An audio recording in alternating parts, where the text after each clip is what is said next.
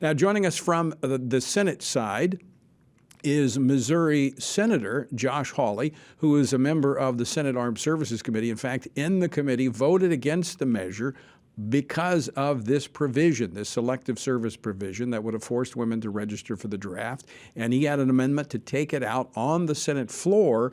Of course, the Senate Majority Leader, Chuck Schumer, was not allowing votes. So after really hard negotiations, this provision came out. Senator Hawley joins us now from the Senate. Senator, welcome to the program, and congratulations on getting this provision out of the bill. Tony, thanks so much for having me. So tell us a little bit about the negotiations to get this provision out. How difficult was it to get the Democrats to go along with removing this forced registration provision for women?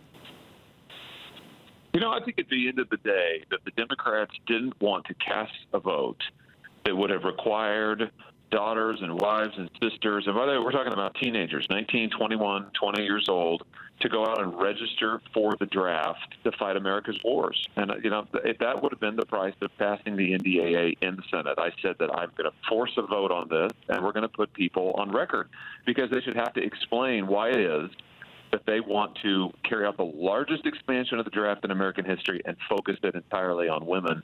At a time, by the way, Tony, when we're also seeing historic numbers of sexual assaults in the military. And what do the Democrats want to do? They want to draft more women. They want to force women to enter the military against their will. And my view is that that was bad policy from the first, and that they should have to answer the American people for it. I think at the end of the day, they didn't want to do that. You know, I commend you for standing up and forcing the issue, because what I've seen far too often is that even on the Republican side of the aisle, there's a concern, we don't want to make too big of an issue of this, and we just kind of go along with this, what I call this slide that the Democrats are taking us on in terms of moving away from these core values of America, which there's never any idea that America would be drafting its daughters to defend this nation. Again, we've talked about not opposed. If women want to serve and they do serve honorably, that is great. And my daughters want to go in the military, I encourage them to do so. But I would never, ever be in support of drafting our daughters and young mothers to serve in our nation's military by force. Well, and the truth is, Tony, that women have served honorably and vitally in our armed forces for years and years and years now, which includes my own sister, by the way, and have been involved in our warfighting efforts in critical ways back to the founding of our nation. But what we're talking about, what the left wanted to do, is something very different. It's forced conscription of American women. And again, we're talking about very young women here. And for what reason? Is it because we don't have enough able-bodied folks already in the draft? No, that wasn't the reason. Is it because there was some desperate need to expand the draft? It's the largest expansion in American history? No, that wasn't the reason. It's because of their cultural agenda. It's because of their social agenda.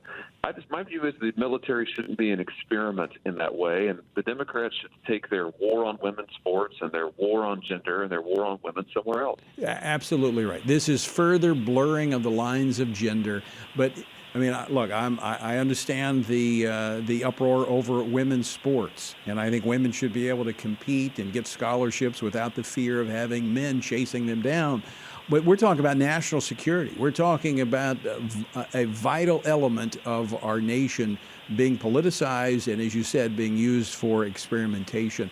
So, Senator Hawley, any other aspects of this bill that are problematic, or have they all been addressed from your perspective? Well, I want to study it closely, Tony. I mean, we have yet to see the final text, and I'm certainly not going to commit my vote until I see exactly what passes out of the House and gets over here to the Senate side. So this is a big, big bill, and there's always a lot of pressure for folks to stick stuff in there that is problematic and objectionable. So I want to read it myself. I'm going to read it before I vote on it. I'm going to read it before I pledge my vote. So I want to see that and see what we've ended up with. I will say that this is a big step forward, and I hope that the bill that the House passes will actually focus on our national defense and not on their trumped-up culture war and not on their pet projects. But listen, we got a lot of major defense priorities and challenges right now, starting with China, we need to be focused on those.